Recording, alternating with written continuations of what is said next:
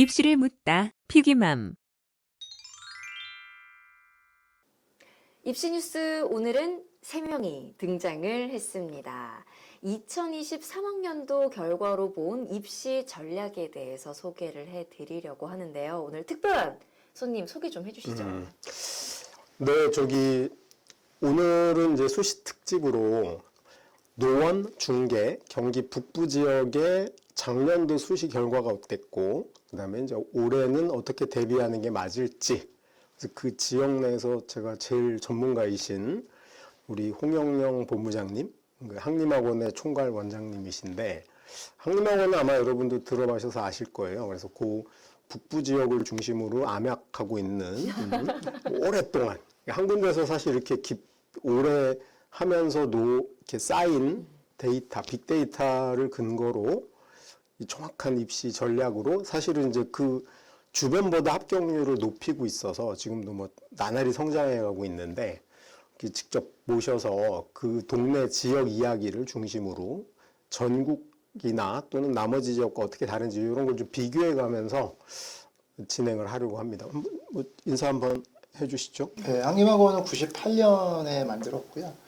아까 장황하게 소개를 하셨지만 뭐 설명을 드리면서 아이들 합격 내용들 이걸 갖고서 말씀을 드리도록 하겠습니다. 홍영유입니다. 와. 그동안의 노하우와 함께 네. 오늘 소개를 해주실 텐데 어떤 이야기부터 좀 시작해보면 좋을까요? 사실 저 궁금한 게 브라질에 비가 내리면이라는 이 타이틀이 있어요. 이게 어떤 내용이에요? 뒤에 뭐가 들어갈 것 같으세요? 뭔가 점점점 생략된 점점점 브라질에 비가 내리면 지구 온난화가 시작된다. 좀 전에 우리 소장님이 힌트를 주셨어요. 네. 차를 마시면서. 차를 마시면서 아하. 네. 아마 주식 하셨던 분들은 그 매크로 분석에 고전이 됐는데요. 소위 브라질에 비가 내리면 스타벅스 주식을 사라. 오. 아까 이제 커피잔을 네. 드셨어요. 유명한 책이긴 한데 제가 예전에 주식할 때 봤던 책이기도 하고요. 예전인가요? 지금은 안 하고 있습니다. 지금 안 하고 있는데 돈을 좀 벌었습니다. 와. 와우. 근데 제가 이게 입시랑도 거의 비슷한 것 같다는 생각이 좀 들어요. 그러니까 어떤 팩트들이 존재할 거고, 그러니까 브라질에 비가 내린다 팩트가 존재할 텐데 그 팩트를 통해서 우리 뭘 얻어낼 건가. 그러니까 사실 그 책의 내용을 그냥 간단히 말씀드리면 브라질이 가뭄이었을 때 비가 내리면 커피콩들의 단가가 싸질 것이고, 그러면 스타벅스의 수익은 높아질 거다. 그래서 스타벅스 주식을 사라. 뭐 이런 말이에요. 매크로 분석에서. 근데 이제 사실은 입시도 그런 식의 해석들, 아마 그런 식의 해석을 듣고 싶어서 아마 이제 소장님하고 PD님이 진행하는 요 방송을 보고 계신 게 아닌가 생각이 좀 들어서요. 그래서 저희 취지랑 좀 맞을 것 같아서 제목을 한번 붙여봤습니다. 오, 기대가 됩니다. 뭐 오늘 진행은 뭐 사실 제가 중심은 아니니까 우리 한림학원의 위력을 한번 보시면 와. 이게 사실은 서울 전체도 아니고 뭐 다른데 프랜차이즈나 뭐 브랜치가 있는 것도 아닌데 중계에서만 이 정도면 중계를 다 간 거 아니에요? 그러니까요. 아, 그렇진 않고 중고학교에서 포함입니다. 아니 괜히 막 길 가는 애들 잡아서 대학 보내고 그러신 거 아니야? 이게 중계가 제가 알기로 노원구 전체의 한 학년 인원이 한 3,000명 정도인데 와우, 저면 진짜 길 가던 애들 다 대학 보내준 것 같아요. 어쨌든 이런 파괴력을 보이신 분입니다. 기대하세요. 오늘 뭐 어쨌든 순서는 작년 결과로 본 총평부터 해서 그리고 이제 실제 합격 사례들을 가지고 정리를 해주실 거고 마지막에 대박난 애들은 뭐가 다르냐 그런 거 보여주시고 이제 차별화된 마지막 전략 이렇게 진행을 하는데 일단 뭐 우리가 두서없이 막 이야기할 거니까 먼저 쭉 한번 정리를 한번 해주시죠. 입시 총평. 이게 첫 번째 입시 총평하기 전에 아까 이제 소장님이 저희 합격자 결과 얘기를 했는데 사실 이게 자랑하려고 결과를 발표하는 거기도 한데요. 사실은 그거보다 사실 저희가 이제 올해는 1,047명이 갔지만 재작년에 535명이 갔어요. 그러니까 2배로 늘었는데 사실은 2배로 늘었다기보다는 재작년에 망한 거였습니다. 근데 535명이라는 걸 밝혔어요. 처음에 밝힐 때 고민이 많았어요. 그러실 것 같아요. 거의 구성원들이 이거 밝혀도 되냐 이렇게 망했는데 저희가 보통 한 800명대 정도 보냈던 학원이거든요. 근데 500명대로 줄었으니까 근데 사실은 최소한의 책임이라고 생각했어요. 그러니까 아이들을 맡아서 가르쳤고 그럼 어떤 결과를 냈는지를 보여드리는 것. 그래서 아까 그거 이제 저희 길 가던 애들도 다 보낸 거 아니냐 이렇게 얘기를 하셨는데 약간의 자랑이기도 하지만 부담이기도 한 것 같아요. 그러니까 그런 부분인 것 같고 이제 그 결과 총평과 관련시켜서는 소장님이 훨씬 더 많이 전문적으로 말씀을 하시겠지만 저 이제 중개 지역에 좀 특화된 측면하고 이 전반적인 입시 관련된 얘기 두 가지를 조금 섞어서 말씀드릴 계획입니다. 이 부분 관련시켜서는 그다음에 통계적 근거들 갖고도 좀 말씀을 드릴 계획입니다. 궁금한 게 네. 일단 중계 지역 학생들이 좀 약간 뭐 특징이나 이런 것들이 좀 있나요? 대치보다 조금 순수합니다. 어허. 착해요, 애들이. 그러니까 뭐 대치 애들이 못됐다는 뜻은 아니고 선생님들한테 약간 정을 주면 많이 안 바꿔요. 그러니까 대치 지역은 시즌마다 좀 바꾸는 편인데 중계 지역 아이들은 이제 시즌마다 학원을 바꾸거나 그런 빈도들은 조금 적은 것 같다는 생각이 좀 듭니다. 그러니까 한우물을 판다. 네, 좀 그런 게 한번 믿음을 한번 주면 뭐 끝까지 가는 경우도 되게 좀 많은 것 같고 요즘에는 조금 더 흐름이 대치 흐름하고 좀 비슷하게 약간 변해가고 있는 것 같은 생각이 좀 들어요. 아마 뭐 정시가 늘어나면서 일단 득점을 잘하면 된다. 그러면 이제 대치 방식으로 가겠죠. 근데 이제 자기가 예를 들어서 전공에 대한 탐색을 하고 깊이 있게 공부를 하고 이런 데서는 사실은 이제 그게 맞는 곳에서 계속 하는 게 어쨌든 그런 게 성장하는 데는 도움이 되니까. 근데 이제 정시로 점수만 따야 된다 그러면 어디가 훨씬 잘하냐 이런 거를 견주어 보고 움직임이 좀 많아질 수도 있겠죠. 이거는 뭐 직접 눌러가면서 하시는 게 맞을 것 같아요. 이거는 뭐 다 아시는 부분일 수도 있고요. 근데 소위 말하면 이제 수능이 30년 됐기 때문에 얼마 전에 다큐도 나왔었죠. 수능 30년이라고 하는 다큐도 나왔었는데 TV 그 창인가요? KBS에 했던 거. 예, 근데 그것보다 더 중요한 게 제 생각에 이거랑 연관시켜서 거의 수능을 직업으로 삼고 애들이 있는 것 같아요. 대학교 1학년, 2학년, 3학년 때 동안 그냥 수능을 계속 봐요. 그러니까 고인물들이죠, 애들 말로 표현하면. 이제 걔네들이 되게 강력하게 버티고 있는 거. 이게 이제 그 의학 계열에 대한 선호랑 연결돼 갖고 저도 한 매년 한 1년에 한 4번? 제가 이제 중계동만 있는 건 아니었고 예전에 이제 강남대성에 수업을 하거나 시대인지 수업을 했었는데 그때 이제 어떤 애들을 주로 많이 보냐면 수학 문제를 암산으로 다 푸는 애들이 있어요. 30문제를 다. 근데 그런 애들 1년에 한 4명 정도 봐요. 4명이나요? 근데 재학생들은 없어요. 그때 현역 재수도 없습니다, 별로. 거의 대학생 애들이고요. 애들이 뭐 서울대 수교과 뭐 이런 애들 있잖아요. 걔네들이 이제 그런 거 푸는 거 보면 정시로 과연 고3 애들이 버텨낼 수 있을까? 그건 대치동도 포함입니다. 그러니까 이런 좀 걱정도 되는 아이들 좀 군집이 좀 있어서 이런 게 좀 하나 입시 특징. 그다음에 작년에 23학년도에 출제위원장이 그 말을 했죠. 그러니까 수능 난이도를 재수생을 고려해서 가중치를 적용했다. 이거 제가 처음 듣는 말이거든요.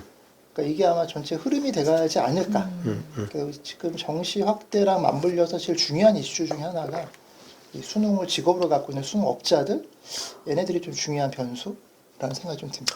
아니 얼마 전에 그 2028 이제 대입 개편안 가지고 요즘 공청회 포럼을 되게 많이 하거든요. 거기서 이제 건대 입학사정관이 나와서 자기네가 이렇게 종단 연구를 하다 보니 재수 삼수에서 수능 점수가 올라간 애들이 과연 실력이 올라간 건지 자기들의 의구심이 강하다. 그 득점하는 기술이 늘어난 거지 실력이 늘어났다고 보지는 않는다. 근데 저도 그 얘기 듣고 약간 잠시 고민이 됐는데 공감하는 면이 좀 많이 있는 것 같아요. 이게 이제 여기 프로 수능러들 실제로 유명 재수학원에서 애들이 뒷자리가 경쟁이라고 하더라고요. 왜요? 수업을 안 들어요. 특히 재수의 초반부에는 애들이 수업을 듣는데 6월달 넘어가면 수업을 안 듣고 삼수생들은 2월달 개강할 때부터 뒷자리 쟁탈전이에요.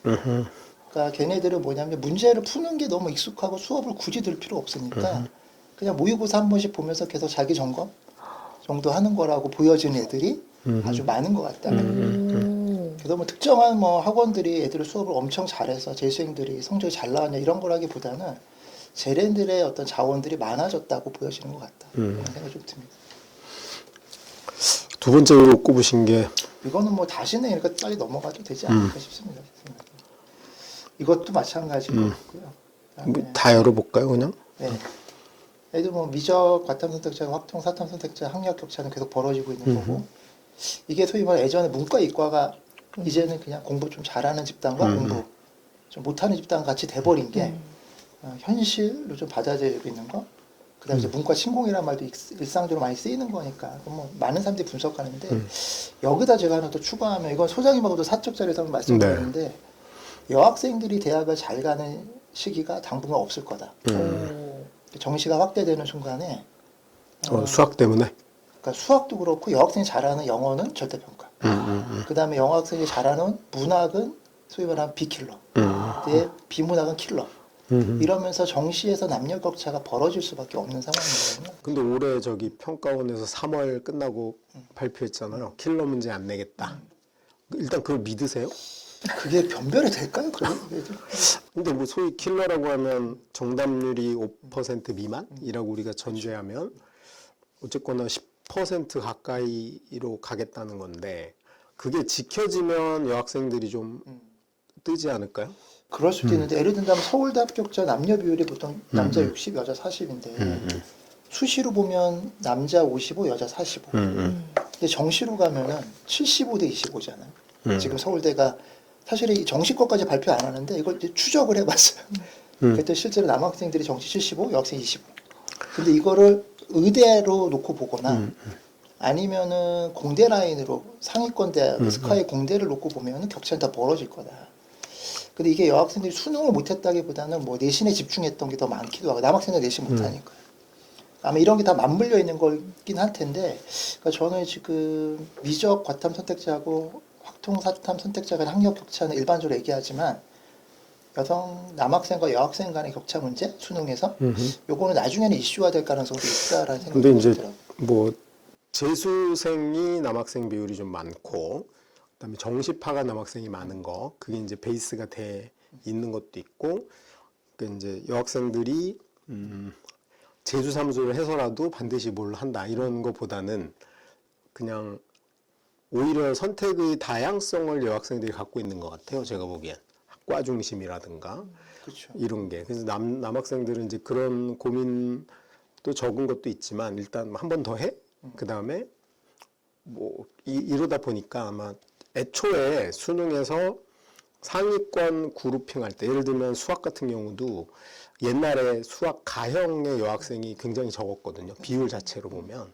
근데 그런 구조도 있어서 뭐 수시하고 정시를 동일하게 비교할 수는 없지만 어쨌거나 수시에서 여학생들이 많이 비중을 차지하는 건 맞는 것 같아요. 근데 뭐 이게 사실 뭐 이제 정시 내년부터 줄 텐데 뭐. 그 고민은 안 해도 될 것 같아요. 이거는 이제 중개 자료들인데 네. 아까 이제 합격했던 애들 의학 계열에 하나 줄은 거는 한 명 카운팅이 좀 잘못돼서 57이었는데 56명이 왔고요. 이거 저희 숫자로 보여주고 싶은 건 아니고 제가 이제 보여드리고 싶은 건 여기 이제 저희 숫자였고 작년 거 요게 지금 60% 정도 나와 있는 게 뭘 의미하는 거냐면 여기에 있는 중요 대학 15개 대학을 합격생 1,047명 중에서 나머지 대학 말고 그 비율이 60%로 걔네 숫자로는 631명이라는 뜻입니다. 요거 나중에 제가 이제 통계 분석을 좀 보여드릴 때 유의미하게 좀 보실 필요가 있을 것 같아요. 그래서 1,047명보다 60%라는 거. 합격생 중에 60%가 중요 15개 대학. 그러니까 상위권 대학이 되겠죠.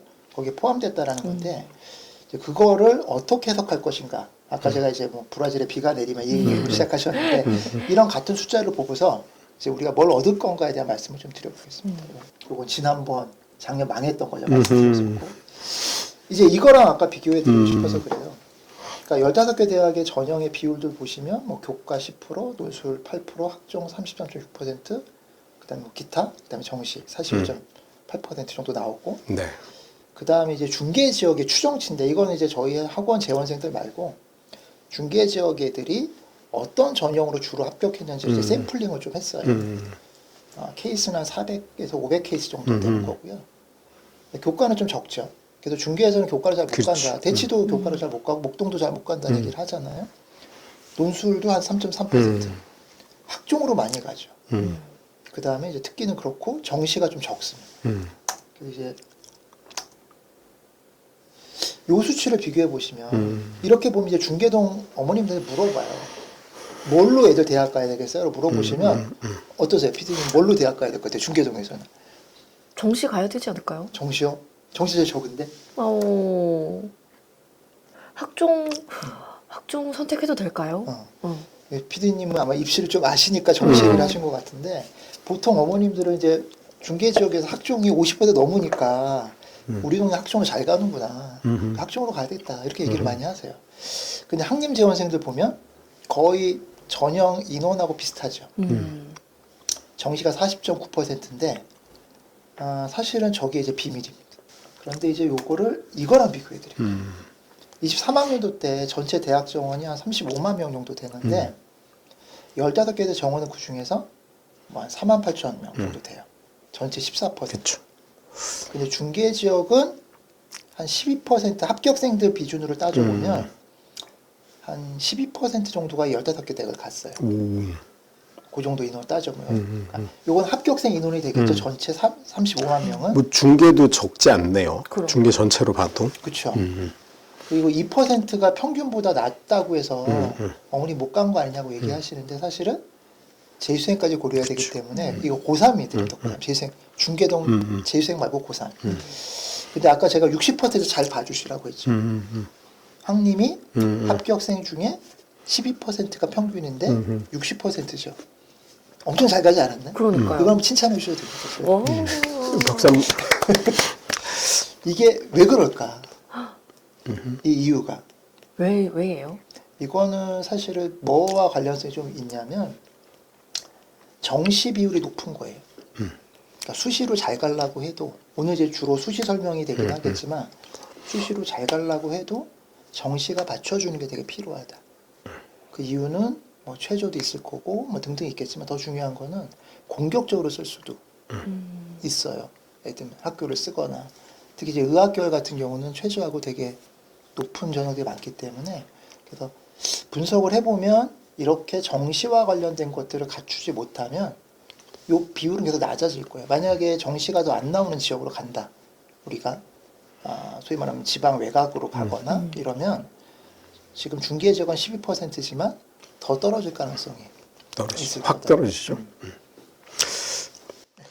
아니 여기서도 우리가 봤지만 사실은 우리가 수시를 먼저 쓰고 정시를 나중에 하니까 이게 고등학생들이 잘못 생각하는 게 일단 수시 준비를 먼저 하고 나중에 안 되면 정시한다 이렇게 착각하고 있는데 저는 전제는 수능 성적이 먼저다라는 거죠. 그게 일단 뼈대를 형성을 해야지. 내가 수능이 올 2등급이야. 그러면 내가 정시로는 요 정도 갈 수 있으니 수시로 더 좋은 데를 그쵸. 가는 방식으로 노려야지. 이러면 이제 합리적인 그 로드맵이 되는데, 근데 이제 이런 게 없이 무조건 일단 1, 2학년 때 내신만 챙겨놓고 보자라고 하면은 여기 이제 이 늪에서 빠져나오기가 쉽지 않은 거죠. 왜냐하면 왜냐면 시간은 똑같이 한정 24시간인데, 어느 날 맨날 10시간씩 내신 공부하다 갑자기 거기서 8시간을 빼서 수능을 하려면 이 불안해서 못해요. 이래도 되나? 그렇지. 이게 사실은 약간 중독이라고 저는 보는데 그런 면에서 중계도 놀랍지만 학님은 그런 작전을 좀 잘 편 게 아니냐.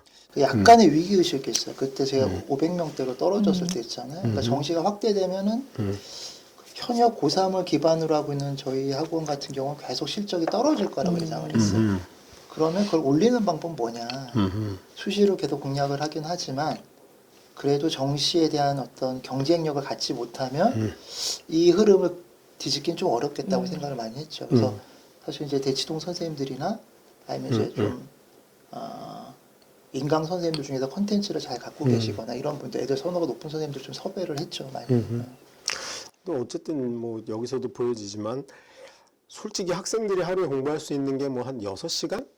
맥시멈 그 정도라고 보면 1학년 때 내신 공부, 수능 공부의 비율이 어때야 되고 2학년 때 어때야 되고 3학년 때 어때야 되는지 이런 게 사실은 잘 조정이 안 되면 이게 절대적인 시간에서 이게 제로섬 게임이거든요. 내신을 5시간 하면 수능을 1시간밖에 못 하는 거고 내신을 3시간 하면 수능을 3시간 할 여유가 있는 물론 이제 훌륭하신 학생들은 내신 3시간 하고 3시간을 놀 수도 있죠.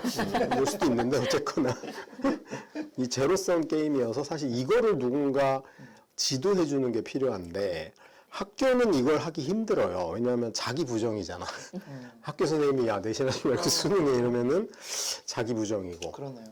거기다 또 엄마가 결단을 내려가지고 야 다 때려치고 수능해 이런 것도 쉽지 않아. 이게 사실은 그 지역에서 어떤 그 준거 집단처럼 누군가 이렇게 깃발을 들고 나가주는 게 필요한데 학님이 사실은 그런 역할을 좀 잘했다고 생각합니다. 저도 많이 지켜보면서 이건 뭐 충분히 칭찬받아도 될 만한 성과로 보입니다. 요거는 아까 이제 말씀드린 재수생들의 영향력을 말씀드린 거예요. 일단 보통 고사원이 많이 착각하는 게 1등급이 4%, 2등급 7%, 3등급 12% 이렇게라고 생각하시지만 실제로 재학생일 때 허용되는 비율들은 2.5% 1등급은. 근데 이게 이제 뭐 3월 학평 같은 거 보시고 나시면 거기다 이제 플러스 등급을 하셔야 되겠죠. 우리 아이가 만약에 실제 4% 정도 나왔다고 한다면 플러스 거의 1.5%. 그러면 6.5% 정도 나오는 거고 그러면 2등급이 나올 수도 있겠다. 항상 그냥 심리적으로만 재수생들 걱정하지 마시고 실제적으로 계산을 해볼 수 있게 이게 통계적으로 나와 있는 거니까 매년 흐름은 변하지 크게 안 바뀌거든요. 그러니까 이걸 보시고 그래서 정시의 경쟁력들을 갖지 않으면 그러니까 정시의 경쟁력을 착시할 수도 있기 때문에 말씀드리는 거예요. 이거 보여드린 거는 가끔씩은 좀 이런 또 모모한 남학생들 있잖아요. 정시로들. 그러니까 3월 학평 갖고 자기가 수능 유치가 그걸 거라고 착각하는 애들이 간혹 있고 그냥 내신을 던질 거야라고 하는데 거꾸로 그것도 이제 어떤 자기 위치를 정확히 파악한 다음에 정시 전략으로 갈 거냐 말 거냐의 판단을 좀 하실 수 있게끔 요것도 잠깐 보여드린 거라고 보시면 될 것 같습니다. 근데 저는 여기서 저 3등급이 재밌더라고요. 3등급은 거의 고3이야. 그렇죠. 거의 고3이고 2등급도 의외로 재수생이 생각보다 많지는 않은 것 같고 맞아요. 그래서 이제 저도 사실 고3들한테 이야기할 때 뭐냐면 2% 안에 드는 애들은 안 떨어진다. 뭐냐면 얼마나 공부를 못했으면 재수를 했겠어 걔네가. 걔네는 원래 나보다 못하는데 한 번 더 해서 잘 보는 거니까 저는 기준이 2%인 것 같아요. 어쨌든 1, 2학년 때도 항상 상위 2%는 그렇게 쫄 필요 없고 문제는 이제 95, 94 여기가 최악이죠. 여기가 이제 밀릴 수 있으니 좀 변신을 해야 되는 거고 그다음에 최저를 노리는 친구들 입장에서는 2, 3의 경계에서 저기는 사실 재수생이 두려운 게 아니고 저는 자기 싸움에서 본인이 더 이제 시간도 들이고 정성을 들여야 되는데 상대적인 게 있는 것 같고 어쨌든 재수생들이 아래로 내려갈수록 줄어드는 건 뭐 확실하니까 어쨌든 이건 뭐 되게 좋은 자료고 잘 참고하셔서 잣대로 활용하시면 좋을 것 같아요. 이 중계도 비슷한 거죠? 비슷한 것 같아요, 아이들. 특히 이제 그 정시경이 좀 약한 학교들도 좀 있긴 한데 그래도 중계 지역이 대치 지역 말고는 아마 뭐 목동하고 비교했을 때는 아주 밀리지는 않는 것 같아요. 비슷할 것 같아요. 근데 좀 지방 내려가서 이제 완전히 수시 편향인 중소도시 이런 데 가면 이거 보면 안 됩니다. 일이 아예 없을 수도 있어. 그런 지역이나 학교도 있기 때문에 우리 학교 수치를 좀 잘 넣으면서 판단하고 요거는 이제 주로 좀 수능 강인 대치나 또는 자사고들이나 그런 아까 우리 원장님 표현에 따르면 수능형 일반고 이렇게 표현되는 학교들이 참고하면 좋지 않을까 생각이 들고 자 이제 리얼 데이터로 올해 결과들 난 것들인데 사실 제가 이거 보여드리고 싶은 거는 제 등급으로 일단 딱 조사하고 보여드렸는데 애들이 합격한 데 하고 여기서 좀 제가 설명하고 싶은 내용은 이런 거죠. 그러니까 고교 유형도 아까 이제 뭐 수능형 일반고냐 자사고냐 뭐 교과형 일반고냐 이거 용어는 사실 소장님은 거의 먼저 쓰셨어요. 소장님은 이제 강남형이냐 비강남형 이런 말 썼는데 저희 입장에서 조금 강남형 중계는 강남형 그래서 수능형이랑 뭐 내신형 맞았는데 제가 등급으로 조사한 이유가 뭐냐 어머니들이 보통 초반에 등급으로 많이 보세요. 아이 성적이 어떻게 나왔나요? 3월 학평이 뭐 6월 모의고사 어떠냐 그럼 몇 등급이 이렇게 말씀하시는데 그 등급이 주는 착시를 좀 말씀드리려고 실제로 근데 잠깐 저 수능 순서는 어떻게 되는 거예요? 보통 우리 일반적인 상식으로 갖고 계신 국수, 영, 과, 탐탐. 네, 탐탐. 근데 보시면은 서울대 간예하고 건대 컴퓨터공학과 간예가 아주 많이 달라 보이냐. 등급으로 보시면은 별로 안 달라 보이는 느낌이 좀 들거든요. 아니면 성대공학계열하고 숭실대 미디어. 그러면 뭔가 3으로 둘 다 시작해요. 전화번호처럼. 그리고 뭐 1, 2, 뭐 섞여 있고 막 이렇게 돼 있거든요. 그럼 언뜻 보시면은 비슷한 거가 이게 나중에 내신에서도 이런데. 그렇죠. 내신도 비슷하시. 그러니까 나중에 수능에서 원서를 쓰시게 되시면은 한 문제 차이가 아니고 어떤 문제 틀렸냐. 틀린 개수는 같은데 어떤 문제 틀린 2점짜리냐, 뭐 4점짜리냐, 3점짜리냐에 따라서 사실 잘못하면 몇만 등이 들어가 있잖아 안에. 그렇죠. 그러면 뭐 2만 등 차이가 정도 나면 서울이냐 서울 밖이냐 막 이런 게 갈라지기도 하시기 때문에 등급으로 이해하시는 게 얼마나 위험하고 무모할 수 있는지를 알려드리려고 사실은 얘네가 갔어요라고 하는 거 보여드리는 것도 있지만 이거는 나중에 이제 소위 말하면 뭐 70% 컷, 50% 컷에서 이제 100분위 컷 갖고 이제 보시면 더 정확히 아실 거예요. 근데 이걸로 이제 보여드리는 건 3월 학평 타시는 그 전에 이제 이거 만들었었는데 그때 보여드리고 싶었던 게 3월 학평 보고 나서 등급으로 그냥 우리 위치를 쉽게 재단하지 않으셨으면 좋겠다. 그래서 이 자료를 만들었어요. 이렇게. 근데 저는 딱 이거 눈에 제일 먼저 들어온 게 교과하고 수능의 차이가 압도적으로 수능이 잘 나온다. 그래서 앞에 이제 학교 유형이 수능형 일반고 자사고로 네. 분리되고 있다라고 이게 딱 느껴지고 이 친구들은 1학년 때도 이랬을 거 아니에요? 그러니까 본인 스스로 정시형이라고 그쵸.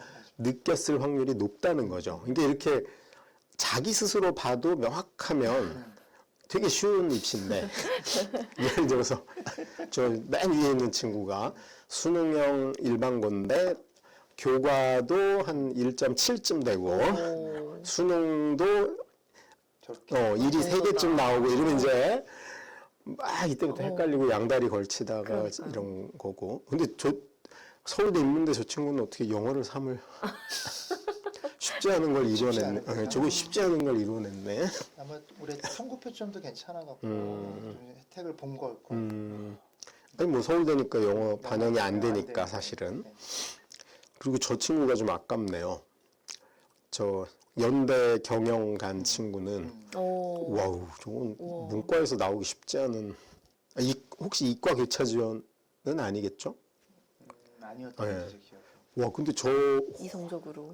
근데 다 1등급 턱걸이인가 봐. 3차 추합까지 간 거 보니. 하여간 이 친구들은 복 받은 친구들이다 이런 생각이 듭니다. 등급 차이를 예. 보시라. 등급에 빠지면 안 된다. 왜냐하면 아까도 나왔지만 1등급은 사실은 그냥 1등급이라고 얘기하면 돼요. 1등급까지는 괜찮아. 2부터는 뭘 얘기해야 되냐면 2.1이냐 2.9냐를 얘기해 줘야 됩니다. 그래서 100분위를 꼭 얘기해. 3은 등급으로 얘기하면 안 돼요. 그게 12%인데 12%면 40만 명 봤을 때 얼마야 이게. 그러니까 거기는 완전히 잘못하면 KTX 두 정거장 차이가 나기 때문에 등급은 우리가 1자까지만 인정. 이렇게 가면 되지 않을까 싶습니다. 이건 이제 저거구나 수시부터. 네, 수시 이제 교과 내신들을 보여드리고 싶었던 건데 이것도 사실은 비슷해요. 그러니까 뭘 계속 지금 요즘에 이제 정성평가점 요소들이 상당히 줄고 정량평가점 요소를 해갖고 예측되는 부분들이 좀 많긴 하지만 교과도 그 어머님 생각엔 전교 1등과 전교 2등이 비슷하다고 느껴지세요. 경쟁했던 거고 그 레벨이라고 생각하시는데 실제로는 전국의 고등학교 수가 1,800개 정도 되니까 벌써 전교 2등이 되면 1,800등이 밀린 거거든요. 그러면 이제 의대를 쓰는 게 달라질 수도 있겠죠. 이제 그런 것도 이제 등급들이 보시면은 만만한 대학이라고 생각하는데 생각보다 교과 등급이 되게 높아요. 애들이 이제 숭실대 바이오 같은 경우도 보면 2.5등급 정도 나왔는데 이것도 부모님들 생각할 때는 2.5면은 꽤 잘하는 거 아니야? 근데 내신형 일반고라고 돼 있잖아요. 그러니까 이 친구 이제 수능이 잘 안 나올 거라고 예상했던 친구인 거고요. 아마 중계동 지역에서도 2.5면은 이 친구는 사실은 수시로 쓰는 가능성도 좀 있지만 정시도 좀 해야 될 친구일 가능성이 커요. 2.5로 쓰기가 조금 애매하거든요, 사실은. 그 성적이 수능이 2, 3, 3, 3, 3이네요. 근데 이제 이런 친구가 1학년 때 방향을 잘 잡았으면 사실은 내신을 2.5인 물론 기계적으로 되진 않겠지만 2.5를 한 2.7로 떨어뜨리고 차라리 수능에서 2자를 2개를 더 만들었으면 뭐 더 좋은 결과가 있었을 수 있겠죠. 근데 보통은 저 정도 대신이면 못 나요. 그러니까 이 중독이라니까. 끝까지 다 잡고 갑니다. 중독. 3학년 1학기 기말까지는 끝까지 잡고 가요. 그 옛날에 토끼 이야기인가? 유리병 안에 사탕을 잡는데 하나를 잡으면 뺄 수 있는데 이제 2개를 잡아서 못 빼는 그 꼴이 계속 벌어지는 거죠. 그래서 아까 앞에 나온 친구들이 제가 해피한 친구라고 얘기한 건데 하나씩 제가 좀 여쭤봐도 될까요? 네. 수능형 일반고 서울대 의대 간 친구는 지역균형인가요? 이 친구 그랬을 것 같은데 교과가 1.03. 네, 근데 저기 보시면 아시겠지만 아까 우리 원장님 말씀하셨듯이 1.03과 1.05는 둘이 어떻게 생각하냐면 1.05가 쟤랑 나랑 같다고 맘먹어. 근데 저 사이에 있지 않나요? 근데 저 사이에 서울대 의대 정원의 한 10몇 배가 확 지나갑니다. 그리고 저 70%가 1.08이었잖아요. 그러니까 실제로 저기 면접까지 들어가서 저거니까 사실은 뭐 1.1들이 붙는다 이런 게 사실 얼마나 힘든지를 널실히 보여주는 거고 일반 전형도 뭐 1.18이고 1.42니까 1.42는 아마 뭐 민간인은 아닐 확률이 높죠. 특공대 내지는 뭐 공수부대 뭐 정도로 가야 되는데 그럼 이제 민간인들 입장에서는 어차피 1.1 안에서 놀아야 돼. 뭐 그렇게 보이는 거고 저 두 번째 친구는 저걸 다 붙었다는 얘기인가요? 네, 다 중대의대, 건대의대, 서울대, 화생. 화생. 그 제가 다른 거는 이제 안 찾아봤는데 저 중대의대가 다빈치 전형이라고 하는 지금은 융합형으로 바뀌었죠. 거기가 1.83이었고 50%가 그다음에 70%가 1.9였어요. 근데 저거 되게 웃기더라고. 바뀌었더라고요. 작년 결과는. 탐구가 원래 조금 특목고 친구들 와서 낮은 건데 어쨌든 영재고 내신이 안 들어가니까 아마 뒤집힌 것 같아요. 1.6이 1.74니까 1.38이면은 붙는 게 당연했는데 뭐 그렇게 함부로 얘기할 수는 없죠. 어쨌든 훌륭했고 서울대 결과는 뭐 제가 참고하진 않았습니다. 근데 이 친구는 어쨌든 탐구 하나를 망한 게 수능에서는 좀 타격이 있었네요. 그 다음에 이제 제가 눈여겨본 친구가 하나가 저기 중대약대 교과 전형이잖아요. 1.12인데 최초 합이야. 정말 최저를 제가 보기에는 뭐 구대손 할아버지가 뭔가 독립운동을 했거나 아니면 임진왜란 때 의료활동을 하신 게 아닐까. 정말 최저를. 근데 이제 50%가 1.33이고 1.39니까 이게 내신으로는 충분히 붙을만 했고 최저가 관건이었는데 최저 맞추면서 당연히 최초합을 따낸 친구고 그 다음에 이제 아까 했지만 저 숭실대 바이오는 저기 학종인데 일반고 비율이 94%였어요. 저기 2022학년도 거 아직 23학년 건 7월에 발표하니까 제가 22학년도 거 대학 어디가 찾아보니까 94%가 일반고더라고요. 이게 다 일반고끼리 붙은 거야. 거기에서 저 친구 수능 최저 없죠. 2.5잖아. 그러니까 평균 그러니까 50%에 가까이 있는 친구고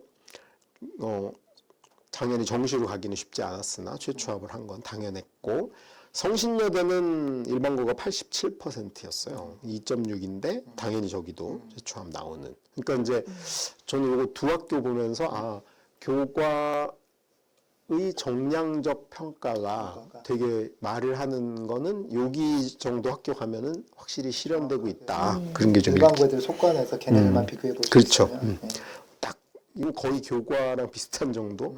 그러니까 제가 떨어지는 케이스는 이럴 수 있을 것 같아요. 왜냐하면 바이오 생명을 냈는데 2.6인데 수학이 3이고 생물이 3이고 국어가 1이야. 이름 떨어졌겠지. 근데 이제 들여다볼 때 그쵸. 과목들을 좀 볼 필요가 있겠네. 과목으로 평균인데 과목의 구성이 어떤가에 따라서 교과로 갈렸을 가능성이 굉장히 높지 않을까. 이거 한번 분석을 해볼 필요는 있을 것 같아요.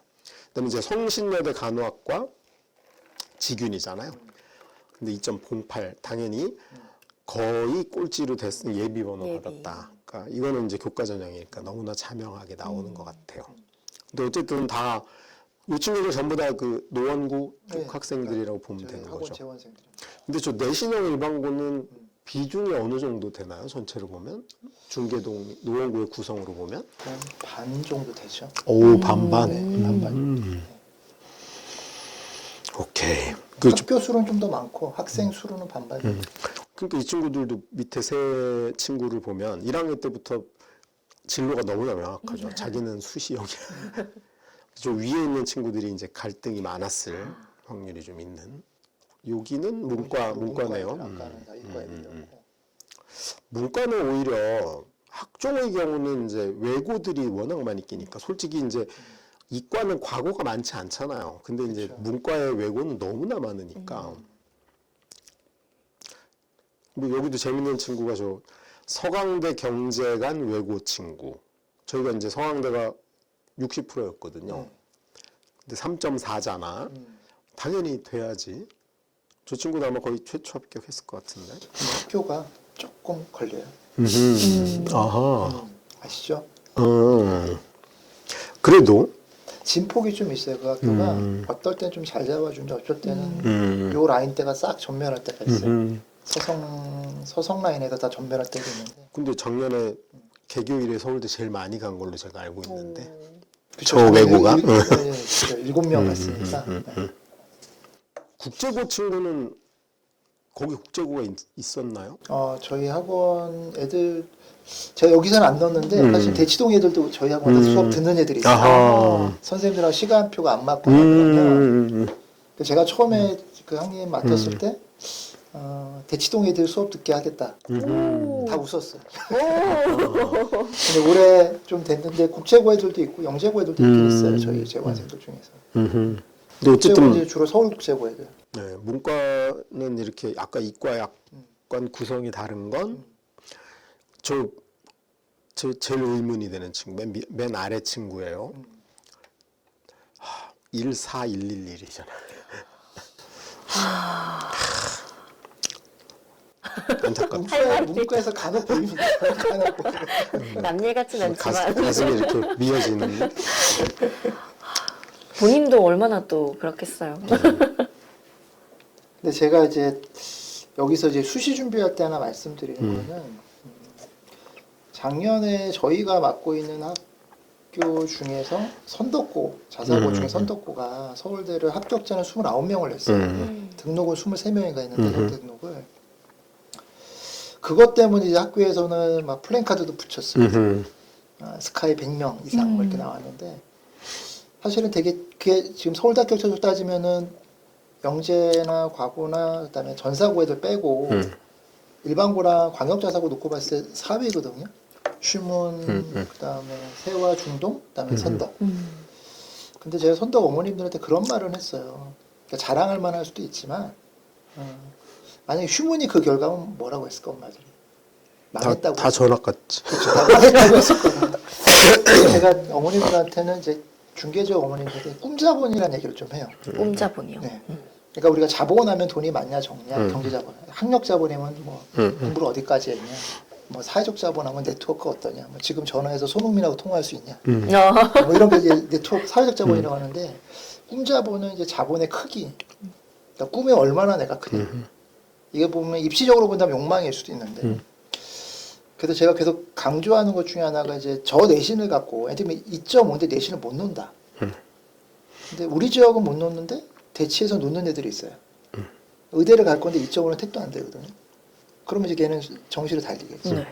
그러니까 어떤 꿈자본을 갖고 입시를 맞닥뜨릴 거냐. 거기에 따라서 교과의 의미는 좀 달라질 것 같은 생각이 많이 들어요. 아까 이제 그 이대간 외고 친구 14111 했는데 정말 저 수학을 하고 내신을 놨으면 어땠을까 저 친구. 저는 2까지는 만들 수 있지 그렇죠. 않을까? 이런 거. 그러면 이대 이대가 아니죠. 그러면 충분히 뭐 연고대. 그렇죠. 그러니까 이런 걸 어떤 전략까지 같이 잡아갈 거냐. 그러니까 저는 이제 일단은 대치 이외의 지역에서는 꿈자본을 키우는 것도 필요하다. 이게 너무 뭐 학벌 중심 사회 같은 얘기를 하는 걸지도 모르겠지만 입시라고 하는 거 놓고 봤을 때 다른 거 다 빼고. 그러니까 그래서 이제 교과의 등급을 좀 다르게 이해할 수도 있지 않을까 싶어서 말씀드렸습니다. 그러니까 방금 얘기도 저희도 많이 했던 건데 어쨌든 대학 입시를 목표 중심으로 볼 거냐 아니면 현재 내가 갖고 있는 성적 위주로 볼 거냐의 차이인 것 같아요.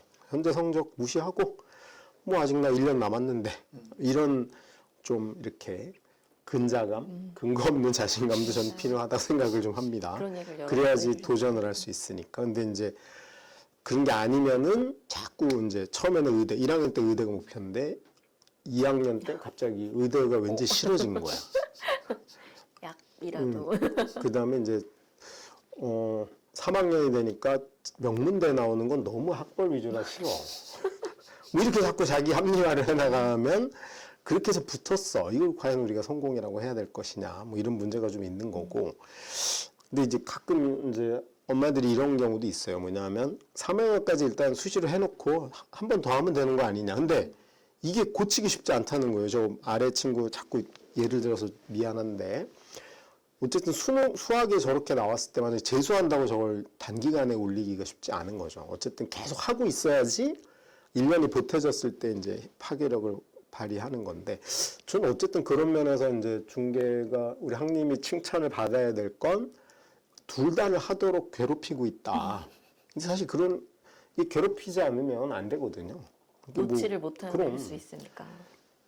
분리수거 하라고 막 바가지를 긁어야지 하지. 누가 자발적으로 합니까? 이게 이제 좀 아래. 조금 아래 대학들. 이것도 이제 보여드리고 싶은 거는 아래 대학이라고 해도 교과 성적이 참 특히 만만치 않다. 이 교과 말고 이제 그 학종 말고 교과 전형인 경우에는 꽤 세다. 그 내신들 보시면은 뭐 저 아래인데 상명대는 높은 데 있는데. 높이. 그러니까 교과 전형이 우리 전체로 보면은 한 서울 인서울권에서 10%잖아요. 그러다 보니까 내신이 1.9, 2.0까지가 한 12,000에서 13,000명 정도 나오거든요. 근데 서울권으로 하면은 5,000명이 채 안 돼요. 그러니까 1등급짜리들도 다른 무기가 없으면 무조건 저걸로 가야 돼. 그러니까 여기가 굉장히 층층 시야로 밀리고 있는 거고. 근데 내신이 1.5인데 나는 학종으로도 갈 수 있고 정시로도 갈 수 있어. 이런 애들은 세 군데 중에 제일 마음에 드는 거 가면 되는데 내신만 좋은 경우는 어쩔 수 없이 이걸로 줄을 서야 되니까 다른 옵션이 없는 거죠. 이제 그런 면에서 상대적으로 교과가 좀 높게 나오는 편이 있는 것 같고. 저기 그 교과형 일반고의 경기권 고 여기는 이제 저희 중계 지역은 아니고 경기권에서 저희 수업을 들으러 왔던 애인데 내신 1.85인데 놀라운 건 추합이에요. 합격이 놀라운 게 아니고 추합이 놀랍죠. 사실은 이렇게 해도 추합일 수도 있다. 제가 거기 잠깐 얹어서 조사를 해봤어요. 상명대 국어교육과가 재작년에 22년에 50% 컷이 2.55였고 그 다음에 이제 70% 컷이 2.6이었어요. 그러니까 이 친구가 왜 되냐면 12명을 뽑는데 39명이 추가 합격된 거야. 그러니까 이제 1.5 중에 불안하니까 상명대를 맨 마지막에 낸 친구들도 있을 거 아니야. 그러면 뭐 경희대로 빠지기도 하고 이렇게 쭉 빠져나가는 걸 기다리는 거죠. 그러니까 아마 지금 상명대 국어교육과를 교과 전형으로 붙은 친구들은 최초 합격한 친구는 제로라고 보시면 될 것 같고 그래서 이제 2.6까지 간 건데 이 친구는 앞에가 안 된 거죠. 앞에 이제 설마 상명대를 제일 위로 내진 않았을 거 아니에요. 그러니까 앞쪽에서 안 됐거나 최저를 못 맞췄거나 뭐 어떤 이유로든 안 돼서 결국은 저기로 가는 좀 결과밖에 안 된 것 같은데 그 밑에도 보면은 학종의 95%가 일반고예요. 상명대가 비슷해. 교과하고 차이가 없죠. 그렇죠.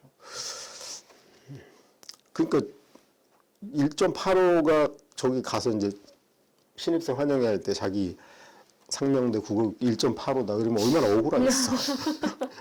그래서 이제 저런 친구들이 보통 그 억울함을 못 참으면 재수 반수에 나서는 케이스가 생기니까 저는 매우 적절하게 붙지 않으면 또 이렇게 소모되는 미련이 그런 게 좀 있을 우려가 좀 있는 거고요. 저 외고 경희대 국문과 4.4 외고 맞아요? 수능이 너무 어머. 저 친구는 아예 뭐 외국에 살다 왔거나 아예 수능 자체를 그냥 아예 공부를 안 했던 아니요, 제법 친구. 있습니다. 실제로 그래요? 특정 외고들 몇몇 외고들 같은 경우에는 1, 2학년 때는 불쌍한데 제가 그래요. 설명할 때 3학년 때면 안 불쌍하다. 애들 피부도 좋아진다. 아하. 색깔도 고와지고. 3학년 1학기 내신 끝나면 이제 공부 안 해요. 어. 9월 원서 쓰고 나면 이제 놀지 못해요. 그렇지. 9월부터 놀기 시작해요. 그럼 저렇게 나옵니다. 수능. 그렇죠. 오.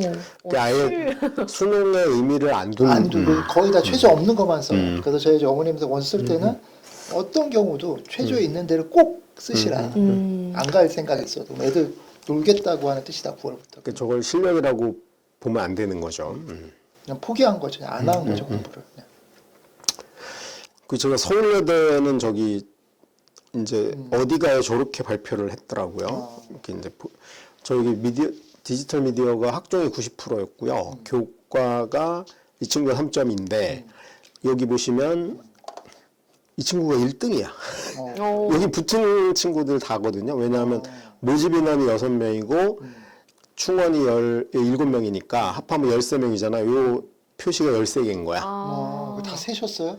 보이잖아요. 그렇지. 보이잖아요. 미치야. 하나, 둘, 셋. 이 확대하면 보여요. 근데 어쨌든 맨 앞에 네. 이 친구가 여기 이 거의 친구일 확률이 높죠. 그리고 제일 꼬레비로 붙은 친구가 5등급 후반까지 있으니까 실제로는 경쟁률이 6대 3임에도 불구하고 실질 경쟁은 2대 1이라고 봐야겠죠. 3대 1 정도고 뭐 여기서 이제 앞쪽에서 떨어진 친구들도 있을 수 있겠죠. 뭐 그런 구성인 거로. 근데 예비 12번이었으니까 이 친구가 그 디지털 미디어하고는 뭐 좀 비교과가 안 맞았던가 아니면 성적 구성에서 1순위로 못 들어간 그런 게 좀 있지 않았을까 그런 생각이 들더라고요. 넘어가 보겠습니다. 논술이네요. 논술 같은 경우는 이제 옆에 써놓은 거는 학생부로 합격 가능한 기준들을 써놓은 거고, 그다음에 수능으로도 대충 써볼 만한, 그러니까 러프하게 넣은 거죠. 수능 합격선을 넣은 거고, 걔네가 논술로 그것보다 얼마나 잘 갔냐, 논술을 통해서 이걸 좀 보여드리는 거고, 특히 이제 이과 같은 경우는 수학이 좀 센 애들, 수학 애들면 조금 저희 경희대나 서강대 그 간, 뭐 연대도 마찬가지인데. 애들 국어가 약간 바보잖아요. 5, 5, 3 뭐 이렇게 막 나오는데 그다음에 뭐 4. 근데 수학은 다 일찍잖아요. 네. 그러니까 이런 애들은 전략적으로 논술을 특히 이과에서 수학만 잘한 애들, 걔네들 이제 논술을 좀 적극적으로 해볼 필요가 있다. 저 친구도 중계동일 거 아니에요. 네. 그럼 그 동네 초중등 특목 영재 학원들을 어떻게 고소를 하든가 뭐 해야 되지 않나요? 제가 보기에 자연스럽게 저렇게 될 리는 없어. 어려서 선택적으로 이렇게 그렇죠. 수업을. 근데 생각보다 이과 애들 중에서 수학만 나오고 나머지가 안 되는 애들이 제법 많습니다. 특히 이제 국어 안 되는 애들이. 근데 저게 저는 자연 발생적으로 생기지 않았을 거라는 거죠. 어려서부터 이제 뭐 그 KM인지 지랄인지 하여튼 그런데 잘못 또 중독이 되거나 늪에 빠지면 못 태어나오는 수가 있어서 그러니까 이 친구도 정말 전 속이 터져요. 안타까워. 왜냐면 재수도 힘들어. 그렇죠. 다른 게 국어 너무 안 잘 되는 보만 애들이 하니까. 많으니까. 이제 오로지 이제 논술 빼고는 논술이 살려준 케이스인 거죠. 그렇죠. 거의 다 보면. 이걸 가지고 또 희망을 가지는 친구들도 또 생길 수 있겠네요. 근데 논술은 저 친구들 이기기 힘들어요. 다른 친구들이 압도적으로. 왜냐하면 솔직히 아까 여기 이대 같은 경우 수능 평균으로 2등급이 가는데 여기 1등급이잖아. 만나기 힘든 거지. 근데 이제 수리 논술 보니까 교과도 사실은 수학이 뭐 비슷할 거 아니에요, 그렇죠? 내신도 비슷하게 분포되어 있을 거라고 보여지죠. 사실. 진짜 논술형 학생들. 진짜 대단하네요. 네, 문과 논술은 문과. 조금 패턴이 좀 다른 것 같아요. 국어 성적하고 1대1로 매칭되는 것 같지는 않고요.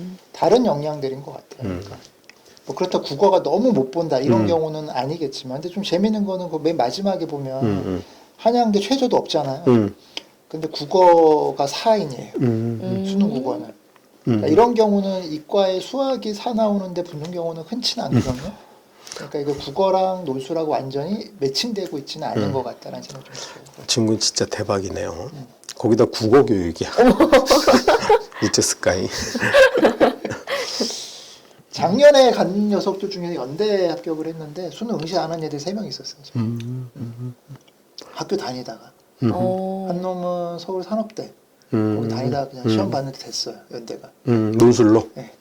또 이런 경우도 있으니까 오히려 논술은 사실 1학년 때 교양 같은 거 많이 들으면 기본적인 지식 좀 같은 확 것들이 좀 늘지 늘어나면서. 않을까요? 그것도 연관성이 좀 있을 것 같아요. 대학 교육하고 논술하고도 연관성. 뭐 일단- 직접적이진 않지만. 네. 일단 글을 길게 쓰게 되잖아. 그다음에 연대 논술 같은 경우는 되게 문과가 수학이 같이 나오는데 너무 겁을 많이 내거든요. 문과 애들이 수학에 대한 뭐랄까 약간 트라우마들이 있어서. 들어가 있죠. 근데 아까 그 서울 산업대에다가 연대 갔던 친구 얘기를 했는데 그 친구는 수능 응시를 아예 안 했고 수학 공부를 안 했어요. 그러니까 수학에 대한 개념만 정리하고 들어간 거고. 그러니까 너무 난이도 높진 않으니까 이렇게 겁내지 않으셔도 된다. 문과 쪽에 수능 연수를. 보통 뭐 저기 자료나 도표 해석이니까 실제로 푸는 것도 있긴 해요. 예를 들면 뭐 미분이나 적분이나 특히 뭐 조건부항 이런 문제가 나오기도 하는데 개념을 알고 그냥 적용할 수 있으면 돼. 근데 그건 다 같이 틀리잖아. 그죠? 아주 어렵게 나오면 헷갈리고. 그래서 뭐는 없다고 치면 돼. 그러니까 예를 들면 편한 답안 아니 보세요. 우리가 월드컵 갔는데 브라질하고 미국, 한국, 스위스 이렇게 붙었다고 쳐봐. 그럼 미국과 브라질한테는 다 지는 거야. 그래서 다 1패 안고 얘네들 싸우는 거잖아요. 똑같아. 틀린 쫄지. 사람들은 틀리고. 쫄 필요 없다. 이거 대박. 궁금하셔야 돼요. 와우. 대박. 자, 제가 보시면 아플할 수도 있으신데. 기도빨인가? 하나씩 여실래요? 응. 아니 치십시오. 내가 수능을 대박 낼 산인가. 아하. 뭐냐면 와이노 퀴즈입니다. 어, 혹시 이제 부모님들 하셔도 돼요. 여기 어린 자녀가 하셔도 해보시죠. 4살? 그러니까 첫 번째 우리 아이가 공부하다 과로사 할 수 있다 걱정해 본 적 있으신가요? 없을 것 같아요. 이러면 걱정이 없잖아요. 그러니까 보통 좀 너 그만해. 공부 좀 그만해. 예, 그만 좀 이런 해보고 말을 싶다. 그런 말씀 많이 그럼 이제 하시잖아요. 대박이 안 날 수도 있죠. 아하. 그다음에 현재 전교 1등 혹은 전교 1등과 비슷한 성적을 갖고 있는지. 이것도 와이노. 핸드폰은 공신폰이거나 없다. 공신폰이라는 게 뭐 아무 기능이 없는 그런 건가요? 그러니까 저거죠. 인터넷 스마트폰 카톡 안 아닌 되고, 거. 카톡 안 되는 거. 문자만 되는 거. 요거 가능한가요? 요즘 세상에? 오, 네. 많이 있죠. 있긴 있어요. 애들이. 대치나 중계 가면은 그 휴대폰 셀러처럼. 파는데 거기 이렇게 붙어 있어요. 공신폰. 공신폰 우리 동네 열대 입하. 되게 구하기 힘듭니다. 그래서 당근마켓에서 많이 사요. 요즘. 아, 그다음에 이거 되게 중요해요. 시험 끝난 날 이게 지금 경악을 금치 못해요. 평소처럼 규칙적이고 일정을 소화한다. 아니 근데 저 평소 일정이 무조건 게임한다 이러면 지켜질 수 있다. 그렇죠. 공부하면서 규칙적인 일정을 소화해야 된다. 와, 와우. 이거 쉽지 않은데요? 쉽지 않죠. 그다음에 독서실이나 자습중을 선호하지 않고 자신의 방을 공부 공간 연장으로 야. 쓰는지 이거- 휴식으로만 쓰는지. 아니, 집에서는 공부 안 돼. 이러는 친구들도 분명히 있단 말이죠. 이 보통 뷔페 갔을 때 음식 고를 때 눈빛. 이걸 오늘 갖고 뭘로 할까? 수면 시간 충분하게 유지를 하고 빈둥거리는 시간이 적다. 여기서 혹시 몇 개 우리 아이 3개 되시나요? 3개 안 될 것 같은데. 이제 몇 개 돼야지? 저는 3개 정도. 아, 3개? 최소 3개인 거죠. 제가 수능 점검 만점자를 제가 수업한 애 중에 9명 있었어요. 근데 걔네들도 일부 공유하는 거 제일 많은 건 3번이에요. 그 다음에 4번입니다. 4번은 되게 놀라운 것 중에 하나인 것 같아요. 그 평정심을 계속해서 그렇죠. 유지해가는 거예요. 내가 지금까지 했는데. 제가 저기 제목에 속도가 아니라 방향이라고 해놨잖아요. 그러니까 언제 터질지 몰라요, 애들이. 근데 제가 이제 하나 말씀드릴 거는 여기에 다 없다. 그럼 이제 뭐가 있어야 되냐 우리가? 다 없다. 혹시 하나만 있다. 하나만 이 중에서요, 아니면? 다 없다. 그러면 우리 아이는 대박이 안 날 거냐? 제가 대박이 난 놈 하나 예를 좀 든다면 뭐 실명 얘기 안 하면 되겠죠. 이 친구가 내신은 6등급이었어요. 일반고. 지각은 한 100번? 어머, 왜 지각을 했겠습니까? 늦게 고등학교. 자고, 왜 게임하고, 늦게 잤어? 게임하고 늦게 자고. 게임은 새벽에 하는 게 재밌죠. 그러니까 게임하고 그 다음에 한마디로 이제 거의 얘가 과연 대학을 갈 수 있을까 했던 녀석인데 몇 학년 때까지요? 고3 4월까지 고3 4월에 컴퓨터를 뽑아서 분해해서 창고에 넣었어요. 그리고 공부를 했거든요. 대학을 어디 갔을 거예요? 좋은 곳에 갔으니까 말씀을 또 서울대에 갔습니다. 아, 근데 걔 재수를 해서 나중에 이제 서울대 처음에 건축과를 갔다가 재수해서 이제 의대랑 서울대 또 붙었는데 걔는 또 서울대 갔어요. 근데 그런 케이스들이 제법 있어요. 개인적으로 제 아들도 좀 그런 가까이 있었네요. 가까이 있었네요. 근데 걔네들의 공통적 특징이 뭐냐? 한 과목을 잘해요. 아까 그 전자놈은 너무너무 다행스럽게 영어는 8등급, 9등급만 그랬는데 수학은 1위였어요. 그래서 그 학교의 수학 경시대가 걔 때문에 다 꼬였어요. 내신이 엄청 나쁜 놈이 경시대 나오면 1등을 해요. 그리고 제 아들도 특정 과목 하나를 그냥 잘해요. 수학은 아니어서. 한 과목을 잘한다는 게 생각보다 이 요소를 다 안 갖고 계시면 대박난 애들 특징이 뭐냐면 한 과목은 전교권이에요. 그 시험을 보면 정답을 걔한테 맞추러 와야 돼요. 이게 정답이 뭐냐? 그게 과목이 있으면 결국은 시간이 얼마 걸리는지는 애들마다 다 다른데 결국은 나와요. 그 이유는 제가 볼 때 첫 번째로는 공부 자존감이 있어요. 걔네들은. 내가 딴 과목 이렇게 하면 오를 거야. 할 수 있을 거야. 그리고 실제로 공부 방법을 알고 있어요. 그 한 과목을 전교권으로 만들기까지의 그런 노하우들이 있는 근데 그 거고. 고등학교 어디냐에 따라 조금 달라질 수는 있습니다. 어떤 학교는 모의고사 그랬으면 좋겠다는 거고 학교의 내신형 고등학교라고 한다면 내신이 아니고 반면에 수능형 고등학교는 내신에서 독보적인 과목을 하나 만들면 이런 걸 다 못 갖고 있다고 한다면 아이가 그런 걸 하나 만들어 놓으시게 하는 거예요. 왜냐하면 전과목 제가 재수생들을 많이 한 재수학원에서 한 12년 있었는데 재수생들하고 얘기할 때 성적이 결국 오르는 애들 뭐냐면 2, 3등급 갖고 재수한 애들이 아니에요. 한 과목은 거의 만점인데 나머지가 형편없어요. 이런 애들은 성적을 끌어올리더라고요. 그게 물론 수학이면 제일 좋아요. 근데 심지어는 한국사도 괜찮다. 심하게 얘기하면.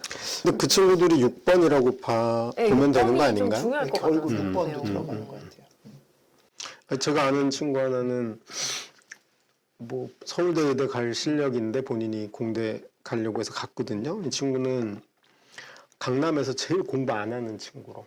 소문났어요. 실제 공부 안 해요. 그 너는 공부를 왜 안 하니? 그랬더니 수업 들으면 다 이해가 된대. 오. 머리가 좋다. 이 저 6번 하나예요. 그 평소처럼 맨날 축구만 해. 규칙적인 일정을 게임은 안 소화를 해요. 하고. 그 진짜 공부 안 하는데 1등해서 서울대 갔어요. 이 친구는 총기가 있는 거죠. 그리고 노하우가 있는 거야. 수업을 들으면서 시험에 뭐가 나올지 예측이 되고 그것만 딱 정리한 다음에 자기 할 일을 하는 거지. 근데 그것도 뭐 훈련을 통해서 된 거긴 하지만 어쨌든 세 개. 네, 그 다음에 자녀가 만약에 어리시다고 한다면 조금은 공부 이외에 본인이 맡고 있는 역할을 주셨으면 좋겠어요. 예를 들면 어떤 게 있을까요? 예를 들면 분리수거를 학집에서 있는. 왜냐하면 공부를 안 하면 혼날 일밖에 없어요. 근데 혼나지 않고 칭찬받을 일을 하나 만들어 주셔야 될 것 같아요. 집안 역할을. 그래야지 애들이, 그러니까 자존감이 무너진 애들이 아까 제가 이제 꿈자본이라는 얘기를 했는데 그러면 꿈자본이 작아지더라고요. 내가 갈 만족하는 삶이라고 하는 걸 이게 진짜 그러면 좋은데 타협의 결과로 나오면 조금 슬프잖아요. 그러니까 그런 자존감을 지켜주면 그게 공부를 하게 만드는 동력이 되기도 하더라고요. 보면 자기를 믿고 있기 때문에. 그러니까 아마 그런 것도 하나의 대박나는 애들 좀 특징 중에 하나였던 것 같아요. 자존감이 좀 있는. 그러니까 자존심 말고 자존감 있는 아이들이 좀 대박을 좀 났던 것도 있는 것 같다. 근데 이제 7개를 보다 보니 이런 생각도 드네요. 저 7개가 다 있으면 죽을지도 모르겠어요. 그럴 것 같아요. 지금 스트레스는 어떻게 풀지? 근데 예를 들면 뭐 한 4개쯤 있고 7번에 수면 시간을 한 8시간 유지하면 괜찮을 수 있는데 뭐 하여튼 3개 정도가 적절한 것 같아요. 숨구멍이 좀 있어야지. 다 맞추시겠다면 죽습니다. 아. 아니 그리고 또 하나 아까 말씀하셨던 것 중에 컴퓨터를 아주 작정하고 뭔가 4월에 고3 4월에 갖다 넣게 된 거기까지의 그 과정들도 사실 남학생들은 그런 경우가 좀 있다라는 얘기를 들은 적이 있거든요. 어떻게 보세요? 좀 약간 여학생, 남학생의 급변이 조금 다르긴 해요. 남학생들이 급변 비율이 좀 높은 것 같아요. 그러니까 절대적으로 성별을 따라가는 건 아닌데 남학생 애들이 갑자기 바뀌는 애들이 좀 있어요. 밑으로 내려가던 아, 반대의 케이스일 수도 있고. 위로도 올라가던 어. 그 급변의 변화가 남학생이 좀 있는 것 같아요. 남학생들은 조금 뭐 기다려주고 약간 이런 거를 해야 된다라고 생각을 하시는지 아니면 좀 그래도 이렇게 툭 한번 좀 쳐주는 그런 것도 좀 자잘한 것보다 큰 게 좀 예를 들면 해밍웨이가 한 말 중에 그게 있거든요. 혼자인 남자는 가망성이 없다. 이게 뭐냐면 여러 가지 뜻으로 해석해 볼 수 있는데 제가 본 뜻은 그거예요. 여성들은 엄마로서 그냥 책임감이 생기시는 것 같아요. 아이를 낳으면. 근데 남자는 기본적으로 원래는 책임감이 없던 인간들인데 책임감을 준 거예요. 이름도 자녀의 성에 남자의 성을 붙여주고 그래야지 책임감을 가지니까. 근데 해밍웨이가 이혼을 했잖아요. 그러면서 이제 그런 말을 했거든요. 근데 남학생들도 비슷해요. 그러니까 걔네들한테 네가 책임져야 될 것들, 특히 너 인생과 관련된 것들을 깨달을 수 있는 계기들을 좀 주는 게 되게 필요해. 그럼 애들이 격변들을 좀 하더라고요. 그 제가 수업했던 애 중에 만점 받았던 애 반수생이었는데 이땡땡이라고 하는 친구인데 걔가 그 얘기를 하더라고요. 남들은 수능 만점 받은 거를 내 인생에서 뭔가 입시에서 얻었다고 생각하지 사실은 그게 아니고 자기는 어른 되는 법을 배웠대요. 입시를 통해서. 그러니까 우리나라 입시가 되게 거지 같잖아요. 그 다음에 사실 지금 애들한테 핸드폰이 없는 게 정상인가요? 비정상이잖아요. 근데 입시가 비정상이에요. 사실 이 제도 자체가. 그러니까 비정상적으로 해야 비정상적 결과를 얻죠. 어떻게 보면. 우리나라에서 의대 가는 건 비정상적 결과잖아요. 정상적 결과가 아니고. 근데 걔가 어른과 어린아이의 차이를 걔는 아주 단순하게 구분하더라고요. 뭐였냐면 어른은 공짜로 생기지 않는 사람이래요. 어린아이는 공짜로 생긴 사람인데 뭔가 어린아이는 떼쓰면 뭐가 생기기도 하고 내가 돈 안 벌어도 돈이 생기고 근데 수능 성적표가 자기한테 그 거래 관계였대요. 그럼 나는 뭘 내놓을까? 뭘 내놨을까요, 그 친구는? 애들마다 다른 거. 아까 한 놈은 컴퓨터를 내놓은 놈도 있고요. 어떤 놈은 핸드폰을 내놓고 뭐 시간을 내는 친구도 있고. 뭐 친구를 내놓은 애들도 있고 그러니까 그 거래 애들은 어른들은 거래하잖아요. 그렇죠. 기브앤테이크로. 그러니까 어떤 거래를 할 건지를 깨닫게 해주는 과정들이 좀 필요한 것 같아요. 특히 이 철없는 남자놈들. 근데 이제 여기 하나 제가 보다 보니 하나 빠진 게 있다. 뭐냐면 8번은 아니고 하여튼 어디 끼워야 될지 모르겠지만 기본적인 자기가 움직이는 판을 읽을 줄 알아야 된다. 메타인지. 그러니까 내가 지금 입시가 3개잖아 사실. 교과, 학종, 수능 이렇게 있으면 나는 어느 게 더 강하고 뭐 이런 데 대한 그러니까 이제 이거는 지금 어떻게 보면 수능 고3 때 이제 수능을 잘 하는데 좀 많은 도움이 되는 측면이 있는 것 같긴 한데 이제 어차피 내가 한정된 시간을 가지고 어떻게 배분을 잘 할까. 근데 이런 거에 대해 너무 모르는 것 같아요. 그냥 열심히만 하면 된다. 그래서 엄청나게 열심히 하는데 아까 우리 방향을 엉뚱한 데로 가서 그렇죠. 열심히 다른 방향으로. 이제 사실 그런 부분은 아이들이 스스로 깨닫기 되게 어려워서 사실은 어른들이 좀 정리하고 조언을 해줄 필요가 있는 것 같은데 저는 막 이런 애들도 많이 봐요. 고1이 돼서 내신을 보는데 자기 학교 시험 문제에 50분에 몇 문제 나오는지도 모르고 단원별로 어떻게 나오는지도 모르고 한국사 같은 경우는 학원도 안 다니니까 수학 영어는 학원에서 다 알려주니까 알아. 근데 한국사는 몇 문제 나오는지도 모르고 그냥 기출 문제를 한 번 안 보고 덜컥 가가지고 열심히 공부했는데 구석기 시대 유적 외우다가 끝났어. 뭐 이런 경우도 있어서 사실은 어떤 그런 지식적 측면도 좀 있어야 된다. 그런 생각이 좀 듭니다. 하여간 다음은 안 돼요.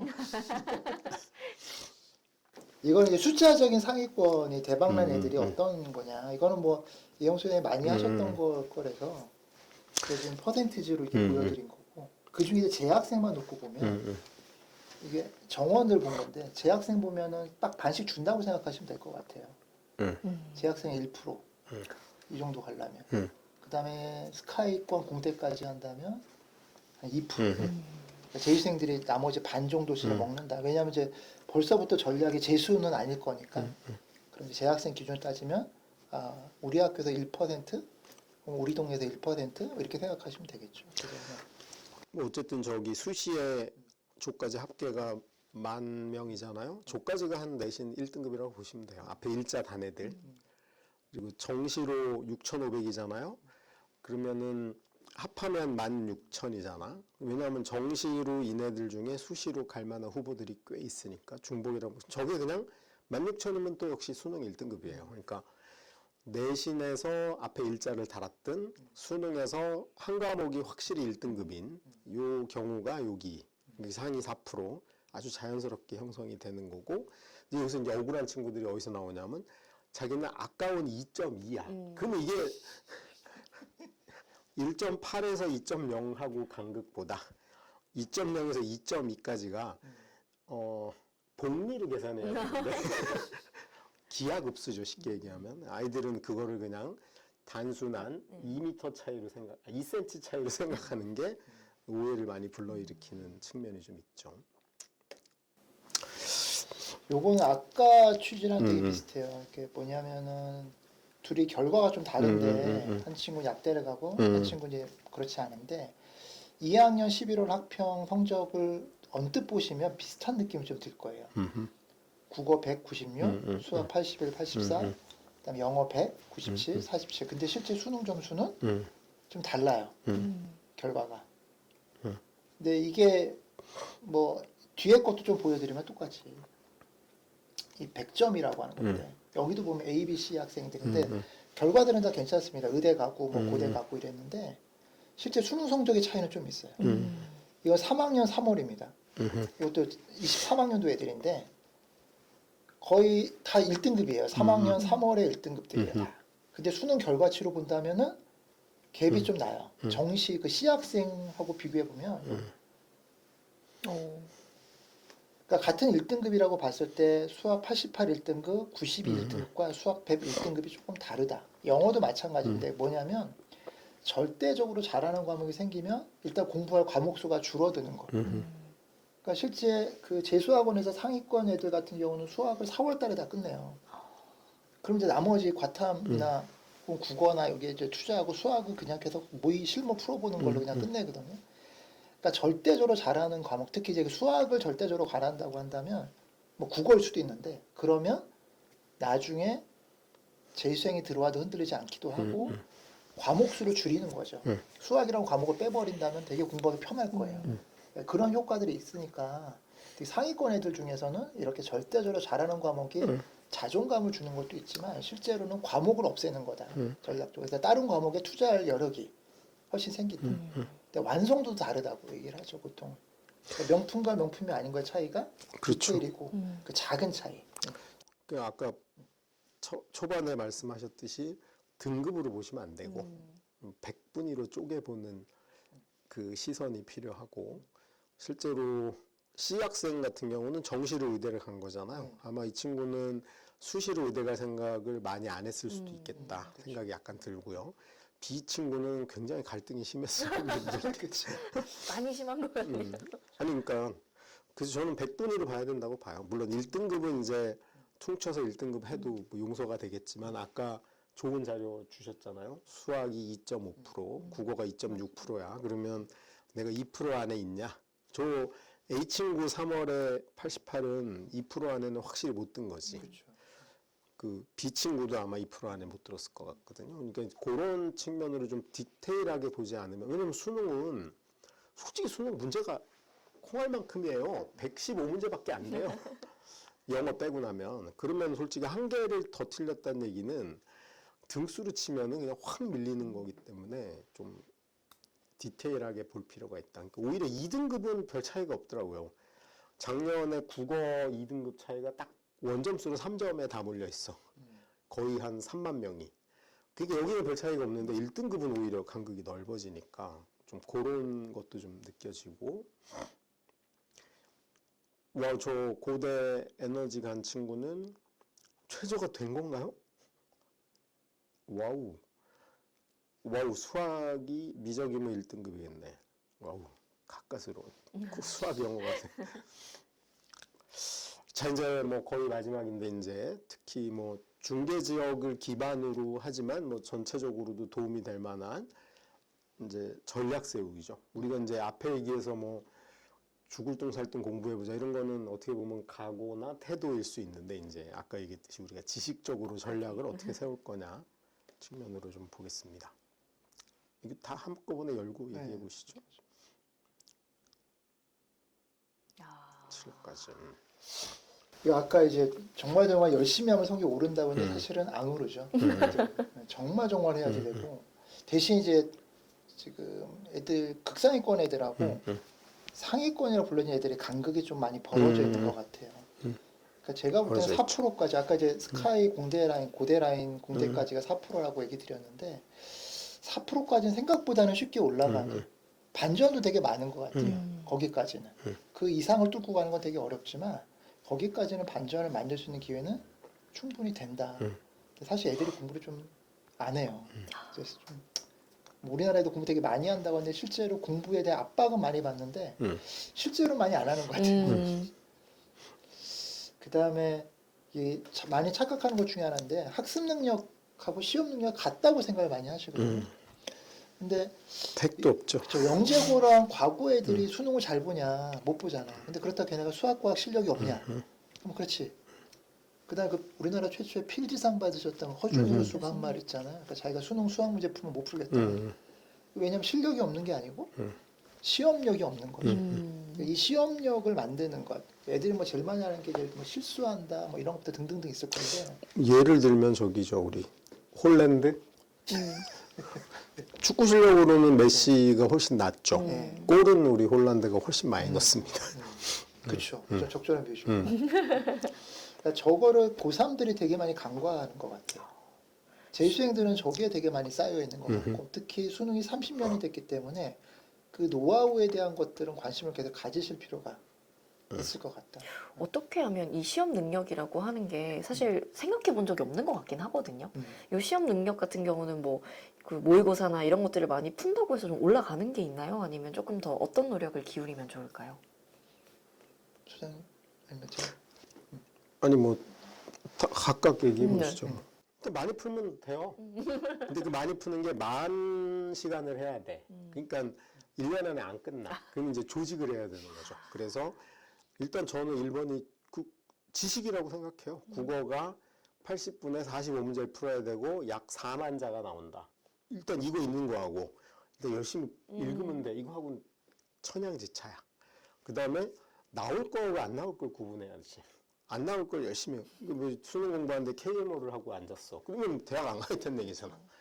이제 이런 지식적 측면이 있어야 되고 그 다음에 지식을 알았다고 내게 되지 않아요. 뭐 김연아가 트리플 악셀을 이론으로 배웠다고 내게 안 돼. 이제 그 다음에 연습하는 거지 뭐. 그러면 훈련이죠. 훈련은 뭐 평상시에 흘린 땀이 전쟁터에선 피가 된다. 같다고 저는 봅니다. 그래서 될 때까지 연습하는 거. 그 두 가지가 키가 아닐까. 첫 번째 말씀하신 양치기, 애들 표현으로 양치기라는 게 필요하고요, 당연히. 그 다음에 이제 실무 시장이라고 하는 게 그렇게 많이 확대된 이유 중에 하나일 것 같아요. 그러니까 그런 계속 똑같은 환경에서 계속해서 연습해 보는 거. 뭐 수학 100분 동안 시험 본다거나 80분 동안 시험 본다거나 그 다음에 뭐 타임어택해서 30분 동안 탐구를 끝낸다거나 이런 현실적인 연습들을 계속 해보고 시뮬레이션 해보는 것도 필요한 것 같고요. 근데 이게 고3 애들이거나 지방으로 갈수록 절대적으로 모자라요. 그런 것들. 그러니까 이런 게 이제 첫 번째 시험에 대한 스킬들을 만들어내는 게 필요할 것 같고. 두 번째로는 그 시험에 출제하는 애들이 갖고 있는 어떤 방향성 이런 것들이 좀 연관성이 좀 있을 것 같아요. 그러니까 수능이라고 하는 시험이 갖고 있는 성격들. 예를 들면 뭐 단순하게 하면 내신은 당연히 복습이 중요하죠. 왜냐면은 수업한 사람이 문제를 낼 거니까. 얘기도 해주시고. 그렇죠. 근데 수능이라고 하는 거는 수업한 사람이 문제를 내지 않잖아요. 예를 들면 뭐 현우진 선생님이 문제를 낼 거는 아니니까 그럼 사실은 그건 상대적으로 예습이라는 게 되게 중요한 과정이 될 수 있어요. 그 다음에 이제 수능이라고 하는 게 우리가 쉽게 그냥 사고력이라고 쉽게 말하고 묻혀버리는데 이건 제 개인적인 거긴 하지만 제 논문 지도 교수님이 평가원장을 하셨었어요. 그분이 킬러를 만드신 분입니다. 물수능이었다가 불수능으로 바뀌는. 근데 누구예요? 애들이 알고 싶어 할 거야. 서강대 입학처장 서강대 입학처장 하셨다고 그랬는데 근데 사실은 그 의도가 있는 거예요. 그게. 그러면 그 의도가 뭔지를 알고 대응해 보는 거. 그러니까 사고력은 간단히 얘기하면 그런 거잖아요. 그러니까 문제를 배치하는 게 아니고 배열할 수, 그러니까 배열하는 게 아니고 배치할 수 있는 사고. 예를 들면 이게 지금 컵이지만 애들 외우면 그냥 컵이라고 외워요. 근데 만약에 이걸 쓰레기통에 넣으면 컵이 아니고 쓰레기가 되겠죠. 어디다 배치할 것이냐에 따라 의미가 바뀔 거잖아요. 그런 게 사실은 킬러 문학의 원래는 정의였어. 근데 이제 이런 것들을 학습하는가, 거기에 목적에 맞게. 그러니까 이런 거 되게 필요할 것 같아요. 그러니까 목적에 부합하는 공부를 하고 있는지. 교양 공부랑 일반 시험 공부는 다르잖아요. 다르죠. 그러니까 아마 그런 것들이 좀 더 필요하지 않을까 싶습니다. 공부하는 방향을 제대로 알고 있는 거. 그다음에 이제 멘탈이 되게 중요한 것 같아요. 제가 재수학원에서 만났던 친구 중에서 수능이 7,111이 나왔던 애가 있어요. 와우. 일이요? 네, 국어가 7이고 나머지 1. 근데 나머지 하나 틀렸어요. 근데 1교시에 무슨 일이 있었냐? 감독관한테 OMR 카드를 뺏겼습니다. 마킹하다가 종이 쳤어요. 근데 놀랍지 않아요? 나머지 2, 3. 그러니까요. 그 걔가 걔랑 상담하면서 그랬어요. 야, 너는 인생 성공하겠다. 그 정도 멘탈이면. 그러니까 그렇게 수능 1교시에서 OMR 카드를 뺏겨도 버티는 애들이 있어요. 근데 중간중간에 모의고사나 내신을 망했다고 멘탈이 무너지시면 안 돼요. 절대. 네. 그 다음에 이제 수업 감상과 공부는 다른데 이걸 공부라고 생각해요. 아니 그냥 자습실에서 하여튼 뭐 초심이나 뭐 작심이나 이런 데 스터디 카페에서 자는 걸 공부라고 생각하는 경우도 있거든요. 그러니까 이거는 자기 아까 이제 소장님도 얘기했지만 메타인지가 되게 필요해요. 그러니까 내가 이게 실제 공부한 건지 아닌 건지에 대한 거. 근데 아까 요거 되게 비슷합니다. 6번에 전략가고 만들라고 하는 거예요. 저는 그래요. 남들 그러니까 아까 제가 이제 속도는 방향이라고 말씀드렸는데 보통은 6평이 되게 중요하다. 누구는 뭐 3월이 어떻다 얘기했는데 저는 제가 여태까 시도한 걸로 보니까 9평도 안 중요해요. 실전. 결국 수능이에요. 그러니까 9평까지 내 스케줄대로 가고 있는가 아닌가가 중요한 것 같아요. 제가 9평 만점 받고 망한 놈도 엄청 많이 봤거든요. 반면에 9평 완전 망했는데 수능 만점 받은 놈도 봤어요. 되게 광남고 친구였는데 이름 얘기 안 할게요. 9평을 완전 망해서 제가 연대 간호 논술을 봤어요. 근데 수능 끝나고 저한테 울면서 전화가 왔어요. 다 맞았구나. 다 맞았어요. 어떡해. 어떡해요? 만점 받고 연대 간호 가면. 근데 제가 그랬어요. 너 실력으로 떨어질 거니까 걱정하지 마. 너 못 쓴다. 연대 논술. 그래서 떨어졌어요. 그리고 서울대 잘 경영을 됐네요. 갔거든요. 그러니까 실제로 마지막까지 가는 연습입니다. 다. 근데 그거를 이제 소위 말하면 너무 그때 시험에 집착하실 때가 되게 많다. 그건 또 멘탈이랑도 또 연관이 있을 수도 그쵸. 있겠네요. 대충 뭐 요 정도 말씀드리면 되지 않을까 싶습니다. 그러니까 저기 사실은 이게 내신은 솔직히 전략이나 뭐 비법, 이제 시험지를 훔쳐왔다 뭐 이러면은 돼요. 근데 이러면 수능은 1년을 가야 돼요. 그러니까 예를 들어서 뭐 천안 아산에서 서울역 올라오는 거랑 다르다는 거지. 일단 부산서 KTX 타고 서울역까지 와야 되니까 일단 기본적으로 체력과 루틴과 기본적으로 이게 결합이 돼 있어야 되거든요. 그래서 내가 오늘 할 일을 다 했냐. 이게 그 우리 빠삐용 보면 나오죠. 하루하루 지워가는 이걸 다 지웠냐. 이게 사실은 훨씬 중요한 측면이 있거든요. 근데 그래서 기본적으로 어떤 통과 의뢰를 안 거친 애들이 갑자기 잘 보는 경우는 없어. 그래서 그게 반드시 기본이 돼야 되고. 근데 저는 1학년 때 내신하는 이유는 그거인 것 같아요. 내신은 잘 보든 못 보든 목숨 걸고 1학년 때 해야 돼. 왜냐면 그 3주, 4주를 해본 애가 이거를 1년으로 늘리면 수능 다 맞는 거거든요. 근데 이제 보통 우리가 1학년 때 내신 망해서 수능 위주로 할래요. 우리가 시험 한 번도 안 보고 앉았다 고3 가가지고 뭔 짓을 해도 안 됩니다. 왜냐면 이게 엉덩이도 한 달을 버텨본 놈이 1년을 버티는 거고, 그 다음에 과목도 수학도 해보고 영어도 해보고 이걸 동시에 해봤어야 되는데 우리 중학교나 잘못된 선행 보면은 맨날 수학만 해. 수학 끝나면 과학을 해. 그 수능은 그럼 올해는 수학은 다 맞고 내년에 과학을 다 맞고 이 4년치를 모을 수가 없어요. 그런 측면에서 저는 이제 지식적 측면에서는 이게 어떤 건지 인지하고 그다음에 이걸 하기 위해서 내가 그러니까 단기 목표가 저는 있어야 된다고 봅니다. 단기 목표. 1년 후의 목표만 갖고는 절대 그게 안 돼. 그래서 오늘 나는 반드시 2시간을 수학을 확실히 공부한다. 이걸 하나씩 깨가는 거야. 도장 깨기라고 생각하셔야 되지 않을까. 뭐 첨언한다면 그런 생각이 좀 듭니다. 저 추가하면은 뭐 은술 질문도 좀 하시는데 고3 되시면 저는 내신이 안 나오면 그냥 필수라고 생각하셨으면 좋겠어요. 그게 뭐 선택할 수 있는 게 아니에요. 여기 제가 글을 써놓은 거는 고1 때 내신이 선택이 아니었던 것처럼 고3 때 논술도 우리가 내신이 안 나오면 그냥 하셔야 되는 건데 항상 뭔가 선택할 수 있다고 생각하시면 약간 착각일 수 있다.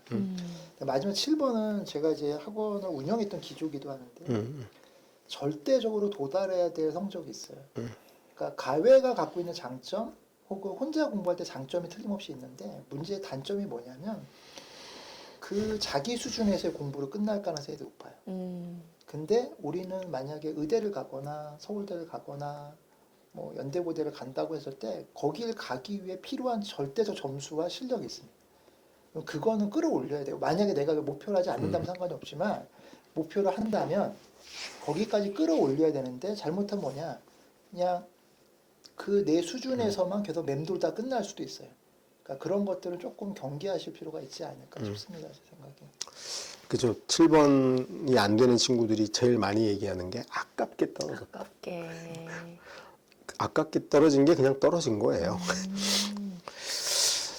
이거는 너무 와우. 디테일한데 그냥 아주 현실적으로 등급에 따라서 그다음에 내신에 따라서 모의 성적에 따라서 어떤 전략들이 필요할까를 좀 정리한 건데 오늘 좀 말씀드리기 너무 많은 것 같고요. 내용들은 한번 캡처해서 보셔도 되고요. 그다음에 지역마다 약간 다를 겁니다. 뭐 그거는 이제 예. 저 위에 한 두 행 정도만 소개를 해봐 예를 주시죠. 들면 어떻게 봐야 될지. 3월 모의고사 평균이 뭐 1.7등급 정도 됐다. 그럼 수능 경쟁력이 조금 있는 친구들이잖아요. 근데 내신도 1.5등급이에요. 그럼 이제 내신 경쟁도 같이 갖고 있는 친구인데 그러면 이제 중요한 게 뭐냐면 의학교를 갈 거냐 말 거냐. 만약에 1.5인데 의학교를 갈 거다. 그러면 내신 위주보다는 수능으로 돌려야 돼요. 어차피 1.5 갖고 의학교를 뚫기는 만만치 않을 거고 혹은 최저는 나와줘야 되니까 최소한. 최저 없는 데는 더 쌀 거니까. 그러니까 이런 결정들을 하셔야 된다라고 말씀드리고 근데 고3이라고 한다면 기본적으로는 그래도 내신 1.5와 모의고사 1.7이면 내신 1.5가 유리하다. 그럼 이제 내신 1학기 때 쥐고 가야 되겠죠. 이런 전략을 펼치실 필요가 있을 것 같다고 말씀드립니다. 그리고 만약에 예를 들면 좀 내신 나쁜 친구 한번 볼게요. 이런 얘는 고민이 없겠죠. 그 내신이 2.8인데 모의고사 1.7이에요. 그럼 얘는 그냥 뭐 소위 말하면 정신 삶이 달릴 거 평탄하죠. 그렇죠. 아까 고민할 거 없이. 우리가 아까 봤던 그 애들 있잖아요. 정시로 대박 떴던 친구들 같이 그냥 달리면 되는 거고. 그런 기준들을 조금 정리해 드린 거니까. 어떻게 할 것이냐를 좀 보시면 되지 않을까 싶습니다. 네. 근데 기본적으로 저는 요게 잘 서야지 왔다리 갔다리를 안 한다는 거죠. 이게 사실 2학년이 왔다 갔다 하는 건 저는 그래도 괜찮은 것 같은데 3학년은 그럴 틈이 없다는 거예요. 왜냐면 나의 경쟁자는 이게 여기서 이제 엄마들이나 애들이 착각에 빠지는 거야. 전국의 모든 애들이 수시와 정시를 동시에 준비한다고 나도 그래도 된다고 생각하는 거죠. 근데 13만 명의 재수생은 눈에 불을 켜고 수능만 합니다.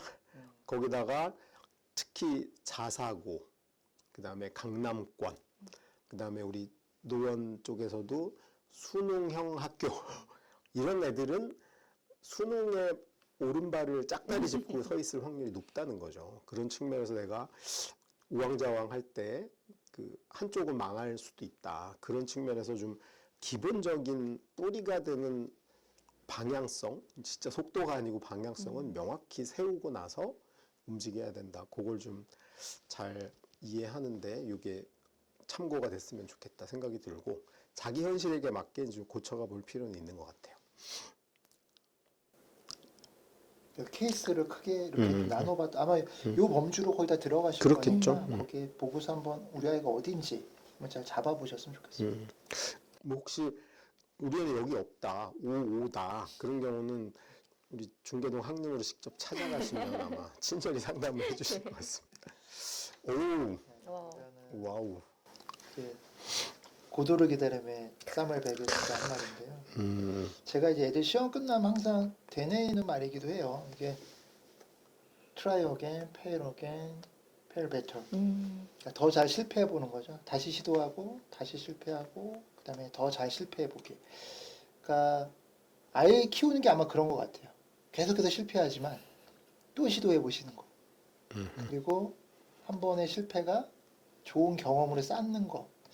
예를 들면 이런 얘기하면 또 우리 아들이 안 좋아하고 하지 마라고 할 것 같은데 그냥 얘기 여기 오늘 나온 못 보게 하면 되죠. 안 볼 거야. 유튜브 잘 보긴 하지만. 제 아들 요 3월 모의고사 어떻게 보셨는지 모르겠는데 3학년들 혹은 뭐 1, 2학년들 3월 모의고사 봤으니까 제 아들은 3학년 3월 모의고사 못 봤어요. 왜냐면 잤습니다. 그냥. 그래서 다 저희 아들보다 잘 보셨을 거예요. 근데 그 녀석이 왜 못 일어나냐면 사실 중학교 때부터 되면서 저희 아내가 애를 안 깨웠어요. 아침의 시작은 네가 해야 된다.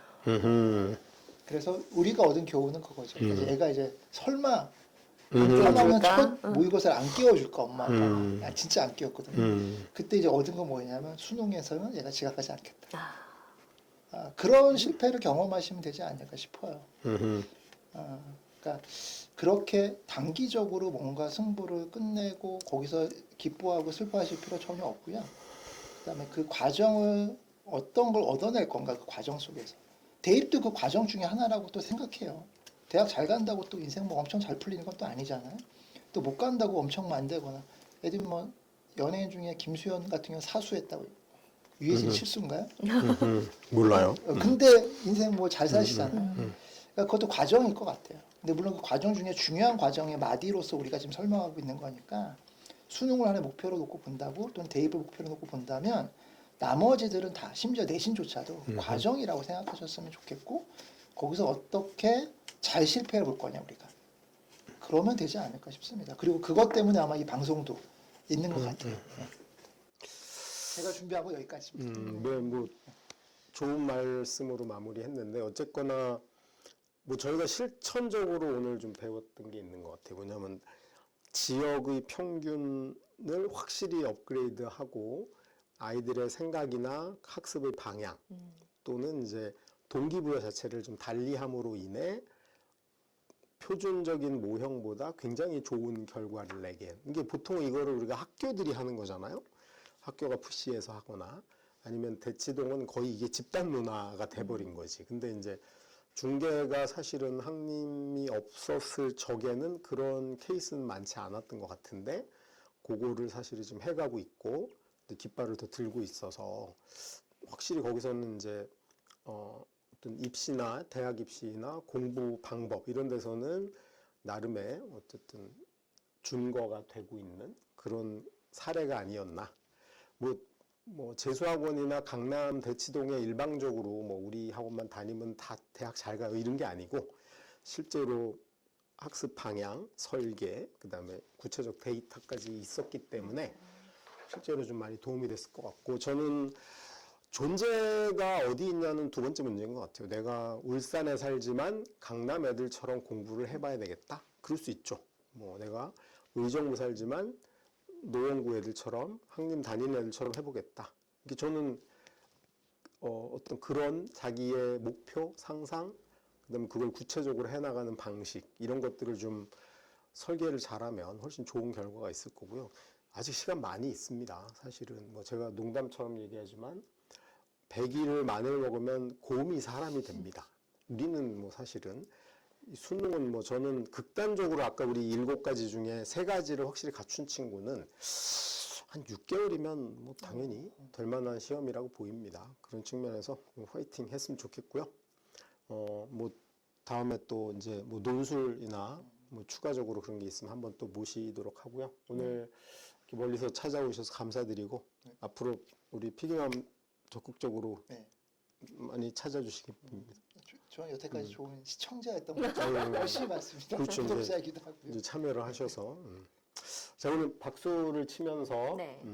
오늘 수시 특집 네. 여기서 마무리하도록 하겠습니다. 고생하셨습니다. 네 수고하셨습니다.